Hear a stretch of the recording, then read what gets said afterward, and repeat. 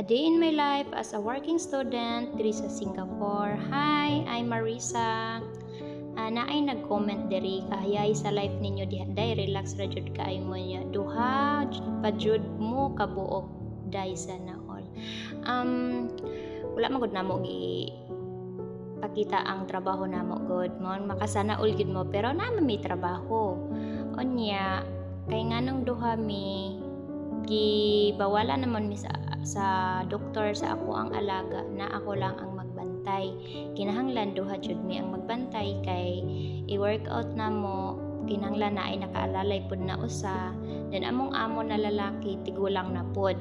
So kinahanglan jud na duha mi then mag-day off ko kinahanglan na apoy kapalit na magbantay kay lula kay dili na sila pwede biyaan bitaw na way kauban.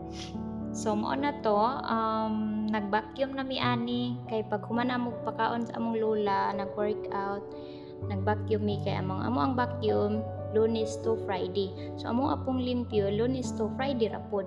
Nya dili man siya kay kuan alikabok diri bitaw. Limpyo kay diri sa Singapore. Dili pareha bitaw sa na maalikabok. So diri bisag dili ka adlaw-adlaw maglimpyo. Kuan ra fight lang gihapon. Pero kinahanglan gid na mag-vacuum lang ko kay mas nindot man ang vacuum kaysa magwalis-walis kuan na. Ako yung nag-vacuum diha kay katong pinsan ako na doon sa kitchen. Nagkuan pud siya nagsalang sa mga labahan kung kinsa ra koy free good.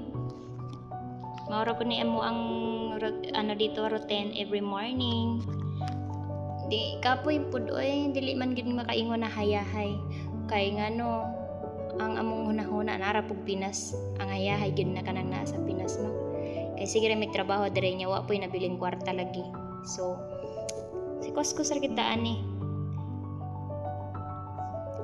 Nagit sa Pinas ang kuan ang hayahay at saka tinuod na kalipay bitaw kay bisag naa mi dire nya tan-aw ninyo murag hayahay kaayo tatanawa diha kay murag man hinuktok na naron kay ngano bitaw si tag trabaho nya wala tay kwarta diha diba?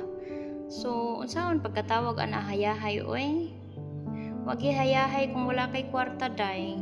So kinahanglan gyud nga naa kay kwarta kay mao gani matawag na hayahay kanang naa kay kwarta unya dili ka magtrabaho dili ka magsige kuskus anya ingnon pag ka nga kuan ang tanawa na hinuktok na diha so mora to na